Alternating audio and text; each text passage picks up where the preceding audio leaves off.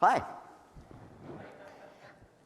Clarissa just told me before I came up here that she said, well, why don't you just introduce yourself this time? So I'm going to have my other brother, Daryl, introduce me. Now, what I just did is I made a distinction for anyone over 50 years old that probably got that joke, but the rest of you have no clue what I was just talking about. Most of you know I'm with Frandata and have been speaking at many of these conferences that Update has put together over the years.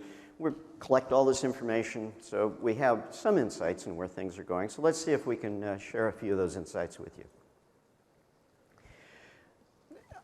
I'm only going to do a couple slides here to sort of set the stage from where the economy is to then turn it over to Clarissa to ask Sarah and me some questions. But to start, let's look at where the overall economy is. If you think of the economy as a tide, is it an expanding tide? Is it a contracting tide, which would indicate a recession? Or is it just sort of close to the high tide level? And that's where we're at.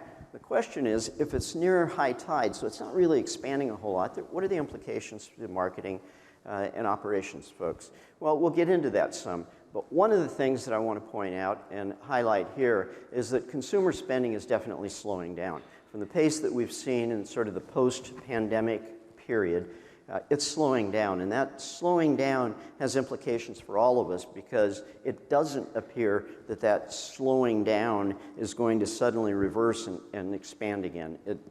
We may be seeing it at a level like this for a while, but that's where we're starting from.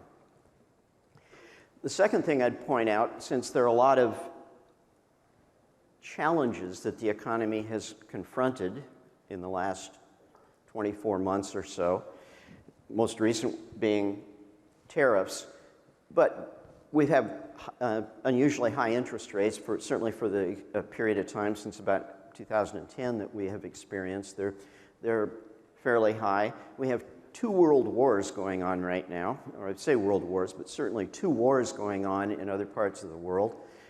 Normally those things would have a blowback on the U.S. economy. The U.S. economy is not growing very fast. It's slightly, about 1.2, 1.3%.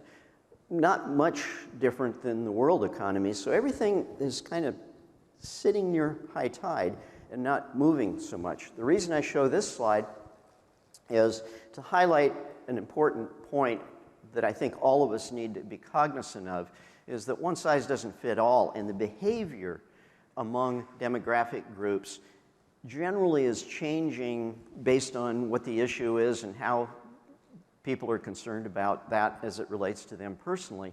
Here, though, what we're seeing is very consistent. It's going to affect kind of every age group in the same, more or less the same way. It's fairly consistent, and that's unusual because usually you see some demographic groups saying, well, not me, somebody else, or all me and nobody else. But here we're seeing it kind of everybody's sort of feeling that same way, which goes back to the first slide and saying consumer spending is just slowing down. And there may be a lot of reasons for it. If we look below the surface, I will highlight one other thing, and that is household debt. Household debt. You know, the economy moves in cycles. As Congress, the White House, the Federal Reserve can influence those cycles, they can speed it up or slow it down. But the cycle's the cycle, and that economic cycle and the behavior around it is something to pay attention to, particularly when you overlay that in the demographic side. But what this is saying, I mean, that's a pretty big, shocking number that nearly 50% of all households, half of the households in the country are saying they're having serious challenges with the level of debt they had. And if you look inside that, over half of them are saying it's driven primarily by credit card debt. In other words, the consumer spending acceleration that took place after the pandemic, that euphoria may be stretched about as far as it's going to be stretched. And that's not a huge negative, but it's something I think all of us need to be aware of as you look at your particular brand's customer base and what they're feeling these days. And there seems to be more of a consistency to that than there used to be. Finally, I would highlight something that, as most of you probably look at, the IFA conducts an annual economic outlook that was saying this year continues to be good unit growth, healthy overall environment. But where are the stress levels coming? You can see how franchisors generally are behaving, and some of this speaks directly to your jobs. Franchisors are investing more in technology. 75% of them, 3/4 of them, saying that we're increasing our budgets there. Nearly the same amount are saying that they're increasing their efforts in the marketing area. And 2/3 of them are saying we're also stepping up our game on the operations side. All of these are indicators, and I think the foundation for what we're going to be talking about. So with that, Clarissa, I'll turn it over to you. Great, thank you, Daryl, and we'll chat about that. What great stats here. And by the way, I was so honored to moderate this because I think this is one of the most impactful parts of the conference. So with what you talked a lot about the consumers and so forth, let's drill down a little bit into your perspective on how the economy with franchisors and franchising. You talked about investing more in technology and so forth. I did notice that it wasn't about human capital, right, necessarily, but overall give us your input on franchising and the economy. Well, for that, I can look back to what all of you have been saying to us or to the IFA through several different surveys, through the economic outlook. I mentioned overall the economy, the franchising economy is growing, unit growth is growing. FranData tracked last year alone over 400 new franchise brands that started franchising sometime in the last 3 years. That's a big number. So what it says to me in the franchise space is not only is it doing reasonably well in this kind of economy, but franchising is an opportunity model. It's built on growth. It's growing, and the validation of the strength of the business model comes through new brands are really coming in on a fairly significant way. And then looking at franchising, and really appreciate your comments about, franchising growing, number of units growing, that is fantastic. But when you look at some of the challenges that some franchisors may be facing with inflation, tariffs, I know inflation has been really kind of moderated here and hasn't gone as high as some people may have anticipated, but it's still kind of the unknown. What advice would you have for franchisors on navigating through these kind of uncertain waters? Some directional guidance comes from franchisor surveys. We've conducted franchisee and separate franchisor surveys now for a number of years. And the pattern of change on those, I think, gives us pretty good clues, Clarissa, to tell us what's concerning franchisors, what are they seeing, and what are franchisees seeing. A few years ago, it was all, coming out of the pandemic, it was all about labor. Labor costs, labor wages, attracting qualified candidates. It was a big challenge. That was coupled with, over the last few years, more concern about inflation. So there was a cost side that was flowing into that as well. So we were seeing that pattern for the last few years. What's relatively new, certainly in the last year, and then I'm sure when we do this year's franchisee survey, it'll be validated to a greater extent, is a much higher concern about sales. Franchisee top-line challenges. So it's not just the cost side that we saw from inflation and from labor, but now we're seeing concerns about the ability to grow. As I mentioned, with that tide being kind of close to high tide, what that means from an overall standpoint in franchising is it's much more costly relative to what it used to be to add a new customer at the franchisee level than it is to help maintain the customer base that you currently have. Thank you. Great input there. And what particular sectors right now, with some, again, kind of the choppy waters out there, and I know we have franchisors from every possible sector that you can possibly imagine out there. What sectors do you think are going to have potentially challenging times in the, let's just say, for the next 6 to 12 months? As we look, franchising exists in 220 sectors of the U.S. economy, so it's everywhere. And it's also a growth model. It's an opportunity model. So you see it show up in sectors where the perception is that there's higher and greater opportunities. So to answer your question, the challenges that the current economy is throwing at all of us, it depends on what that particular challenge is as to how it's impactful it is to franchising. In the case of tariffs, any brands that are dependent to some level on imports, or whether it be materials, food products, anything that is dependent on coming onto our shores, those costs are rising, and it's clearly impacting margins. But more broadly speaking, with franchise systems, you've got the margins, some of which are under stress simply because of the success of the franchise business model. There are sectors that franchising, as I said, it's an opportunity model. The early entrants to that had really healthy margins, and those healthy margins attract other brands. So other brands came in, and those margins started to get squeezed. And we can easily relate to some of the sectors where we've seen a large number of new franchise brands come in over the last 10 or 15 years, and it started to really squeeze margins. Well, if we're at a point in the economy where that expansion, that overall tide isn't growing very much, those margins become much more of a focus to the brands in those sectors. And I'm happy to be specific with it, but with 220 sectors, it'll take a while, so I think maybe I'll leave it at that. Yep.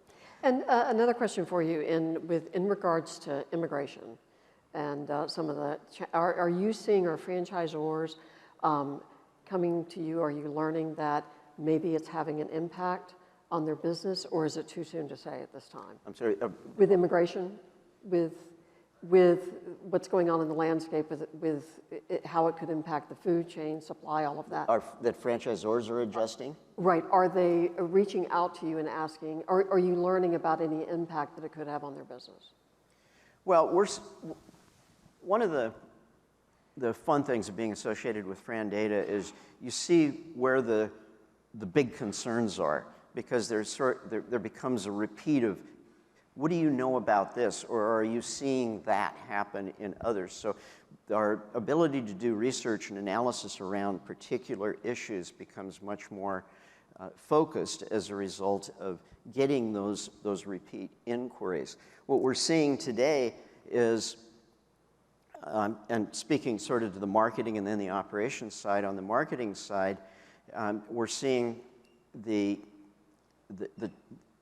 sort of the transitional challenges of what was working a few years ago is less effective now, and that spills over to the operations side, which leads to franchisees being very concerned about, as I mentioned, their sales increases. It's not working as well, so we're seeing a lot more.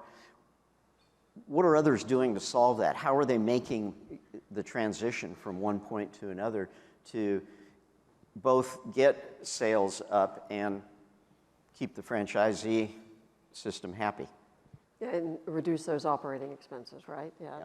So great. Well, now I'd like to introduce Sarah Davies, who's with the IFA. If you want to give a quick bio, and I've got a few questions for you as well. Sure, of course. Thank you so much for the opportunity to be here. My name is Sarah Davies. I'm the General Counsel for the International Franchise Association. I have been involved in franchising for over 15 years. I started as the general counsel of a quick service restaurant in a very rapid growth phase, and then was in private practice in both franchise and supply chain for a number of years, and then most recently was general counsel of a boutique franchisor. So I'm happy to be here. Terrific. And I know that in franchising, joint employer has been a topic for many years, but we may have some new folks in the group here. Yes. So if you can explain give a little bit of background on joint employer. Can I just ask who's with a system that wasn't around in 2015? Will you just show of hands say you're with a system that launched after 2015? Okay, so most of you have remember Browning Ferris from 2015. We have been talking about this for a decade. I feel like we should have done like a 10th anniversary. So franchising has been around for a very long time, and the relationship between a franchisor and a franchisee is so important because it's long, right? It's, when you think about franchise agreements, they're 10 years to sometimes 20 years. And that relationship is so important. And so many franchisees get into franchising because they want the support of the franchisor in all sorts of things, and helping them identify a site and build out their location or develop their business, and then continue running and fine-tuning operations. And that very often spills over into what type of person am I hiring for this role? What are the qualifications they should have? Helping to manage labor cost. And franchisors have historically provided all of that support as part of the broader support services they provide to franchisees. In 2015, there was a decision from the National Labor Relations Board, which is a federal agency that enforces regulations around labor unions. There was a decision called Browning Ferris that I'm sure you all remember that didn't have anything to do with franchising, but very often laws and regulations inadvertently scoop up franchising because they don't carve out the unique relationship that franchisors have with their franchisees, who are independent contractors, but there's a little more support than most independent contractor relationships. And so what happened after Browning Ferris is it became very unclear to franchisors what support services they could provide to their franchisees without being deemed a co-employer with their franchisees.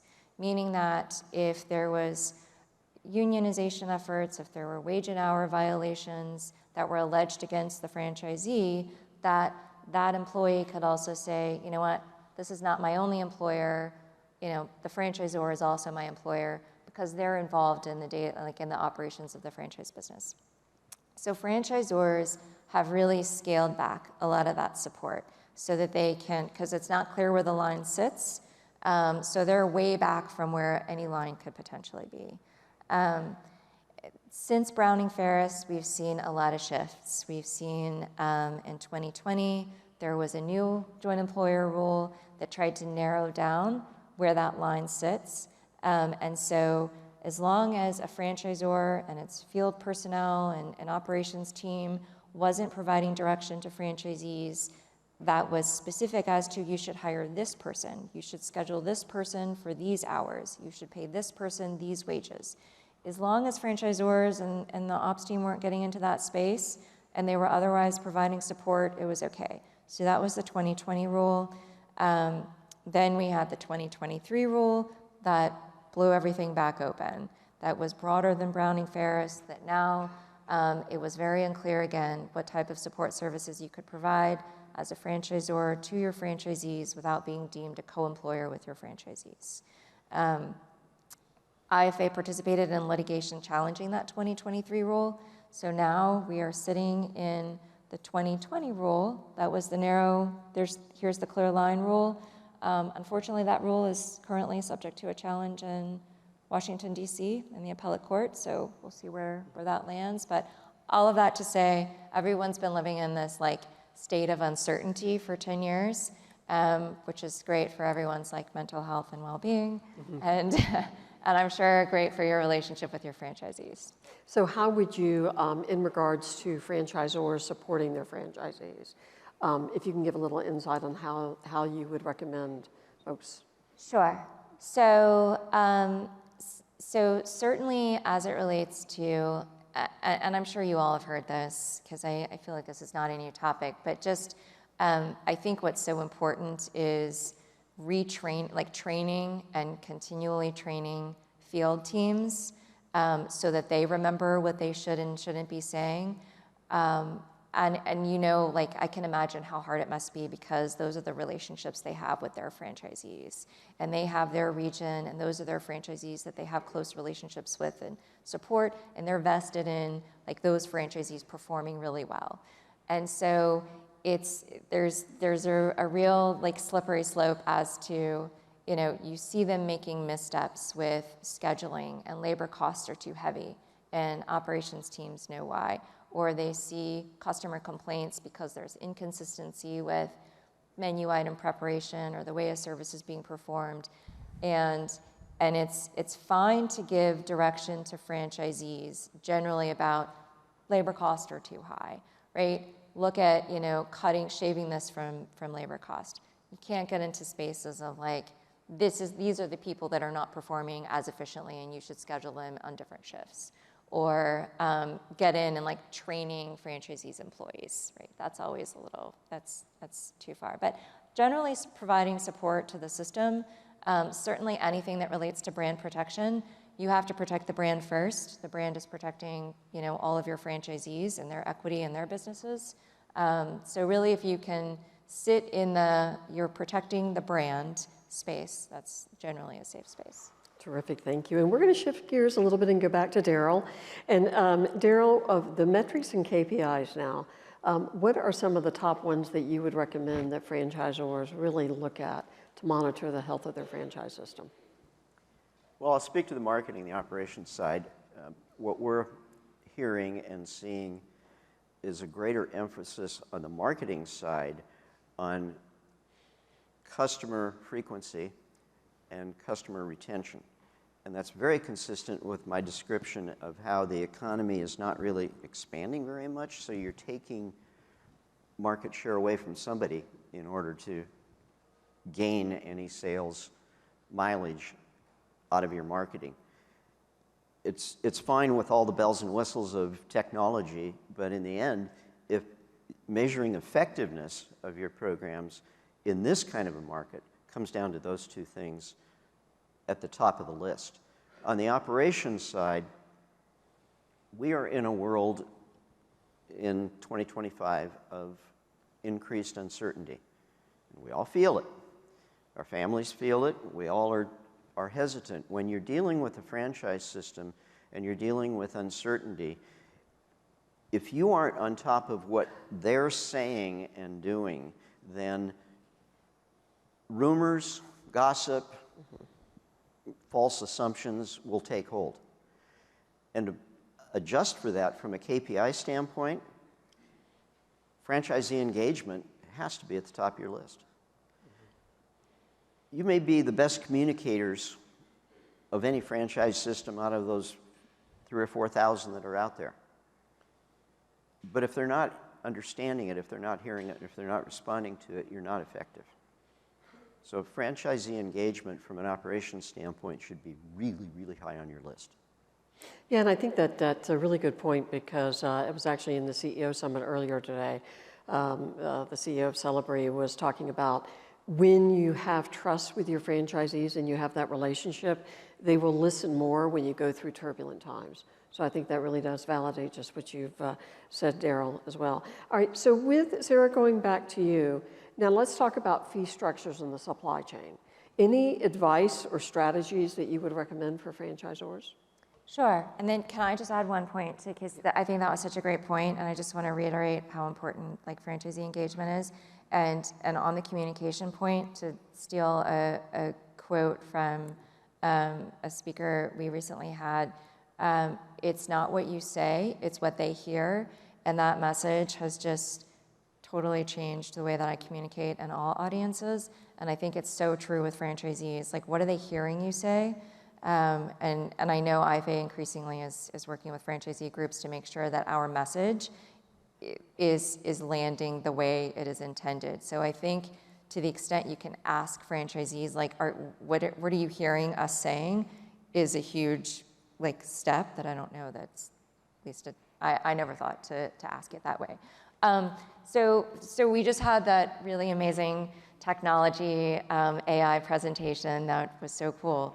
And I know that franchisors are increasingly investing in technology. I think, Daryl, your presentation kind of fleshed that out also. So as you increase technology in your systems and as you look to share cost for those technologies, everyone is like, technology fees just continue to go up and up. I would say, like, certainly you can't absorb all of the costs for those technology integrations. Think about how you roll those out with your franchisees and how they are adopting them, and whether it feels like you're all moving in the same direction together, or whether something is being kind of crammed down their throats. The reason that is so important is because the state and federal regulators are hyper-focused on fees that were not in the FDD and the franchise agreement that your franchisee signed. And they are much more likely to pay attention to increases in fees and technology or anything else if your franchisees are complaining. And so if the franchisees if you're all in it together and everyone understands that fees are going up because we're making these improvements to the system so that we can maintain a competitive edge, so that we can continue to grow our consumer base, that's a much better position to be sitting in than, kicking and screaming franchisees being dragged along with like default notices. So that's what I would say about like fee increases. Generally, everyone knows you can't stay at the same place for the whole franchise agreement term. Certainly not in the current environment. As it relates to supply chain, I don't think any system is too small or too early to be trying to like make their supply chain on a continuous basis more efficient. I love KPIs in every supply chain contract, and KPIs don't just go, like, they don't just sit in the contract until it's up for renewal. Like, push your vendors on a consistent basis to continually perform better for you, and then tell your franchisees all of the great things that you are doing to shore up supply chain for them. It is a really volatile time for supply chain, given everything that is going on with tariffs and geopolitical conflict. And so the more you can communicate with franchisees that you are managing the supply chain, that you are fighting for more efficient vendor performance on their behalf, the more bought in they will be to supply chain decisions you make. I'll add one point because it touches on the fees as well as the margin pressure that franchisees are seeing. In the environment we're in with higher uncertainty, one of the areas of friction on fees that we're seeing between franchisees and franchisors come up a lot more are supplier revenues that a franchisor may be getting.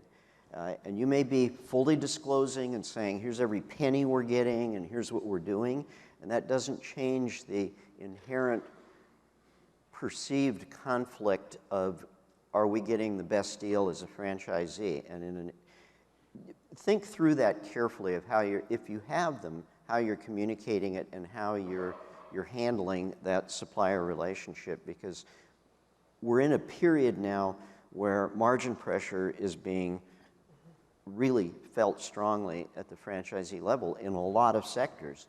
And that's one that's kind of a lightning rod, it seems, in the franchisee-franchisor relationship. Yeah, and it's interesting you bring that up, Sarah, because I know doing our FDD this year, we had it where our technology fees were open-ended, and now we were advised to put a cap on it. Well, and that's always been the case. I think that no one was, until the FTC has recently focused on it, and so has Washington and other states, and so you do have to have an estimate on the rebates and incentives, and not to belabor this, although I could talk about supply chain all day long.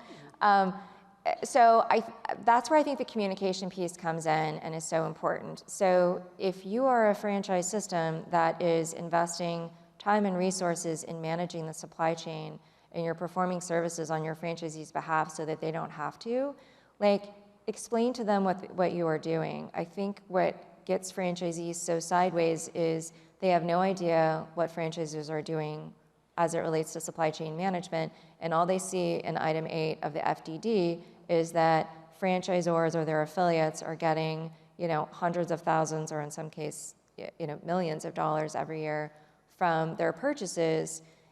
Help franchisees understand it's not always the cheapest price at Costco on a Tuesday, right? Supply chain is volatile.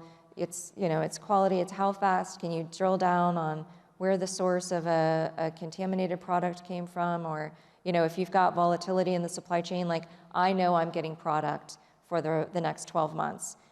Somebody buying from Walmart or Costco doesn't have that surety, but like I can assure you that you will have inventory when you order it for a year. Like those are important things to communicate if you are taking rebates and if you have a heavy item 8 disclosure. Yep, great input there. And I know you have a few slides as well. Do you want to go through? I do. And there you go. Okay, so as we talk about, IFA and IFA advocacy. Oh, there we go. Sorry. As we talk about IFA advocacy, I think that always feels like a term that. Why is it going forward? Is there a way to pause? We're going to just leave it there and we'll go back. IFA advocacy always seems like it should sit somewhere else besides, it's legal, it's government relations, it's some other department than operations, and the teams that engage with franchisees. Like the teams that engage with franchisees are the most important for advocacy because it's people in the field, it's operations, it's franchisees who have the most powerful voices when it comes to advocating for, that's totally distracting. Can we just go back to there, let's go there. When it comes to advocating for protecting the model.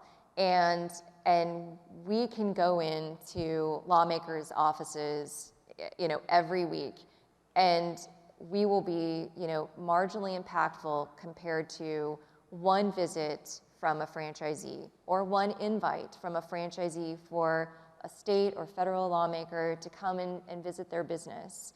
And so, as you think about it, we're all here because we love franchising and we want to continue to be part of franchising. If you're here because you love franchising and you love being part of this community, your voice is desperately needed right now. And we have a lot of work to do in a very short period of time. Regardless of what your political leanings are, this Republican trifecta we have right now in DC is the best opportunity for us to enact legislative changes to be able to protect the franchise model and protect the franchisor-franchisee relationship from things like mischaracterizing the franchisor-franchisee relationship into a joint employer relationship or extending liability where it doesn't belong. And so part of the reason I was so excited to come and talk to you today was to talk about the role that you can play in advocacy. And so IFA's number one priority right now is what we call our broader value of franchising initiative. And so it's something that is very grassroots and on the ground that everyone in this room can participate in. This first bullet is educating the public, and that is so simple. And it's what I mentioned. It's inviting lawmakers, inviting leadership from your communities into your businesses and showing them that franchising is small business. There's a huge misperception that franchise businesses, because they all operate under a common brand, are really just big corporations. And we face it on a continuing basis, not just in the joint employer space, but with everything. I just was on a call this morning related to early childhood education and how certain lawmakers in DC are trying to group together our franchise members that have schools with non-franchised big corporations that have 1,200 locations across the US. And those large corporations are much better suited to absorb increases in regulatory costs than small franchisees who, as Daryl noted, don't have the margins to support any more compliance cost. So educate, reshaping the opinion that franchises are big businesses and that they're only fast food. Part of our campaign is to show the general public how much franchising touches their everyday lives. So really highlighting that it's not just the quick service restaurant you go to, it's the person cleaning, your dryer event, and it's landscaping crews and painting and childcare and pet care and everything else. Promoting franchise businesses as shop local. Shop local businesses, franchise businesses are local and they are small business. So how can you promote that within your system? Now I can't get it back at all. Are you seeing it down here? Yeah. Okay. Yeah. I'm just seeing something different. Okay. And then strengthen franchising as a concept, right? So strengthen the franchise reputation within your own brand. Okay, let me see if I can do this so I can actually see. All right, so, and I apologize in advance because I am terrible at geography, so I feel like, and hopefully nobody else is, I don't know why we decided to not put these, but I do know the states that we're prioritizing. So not to give you like a state geography lesson, but the states in red are the states that we are focused on currently. So if you have, and you see Georgia is here, Arizona, Colorado, Kansas, Missouri, Virginia, Pennsylvania, Maine, and Michigan are like the priority target states. The green states are like second tier. But if you have franchisees in those states that are strong franchisees that would be good spokespeople for protecting the franchise model, we would love to talk to you.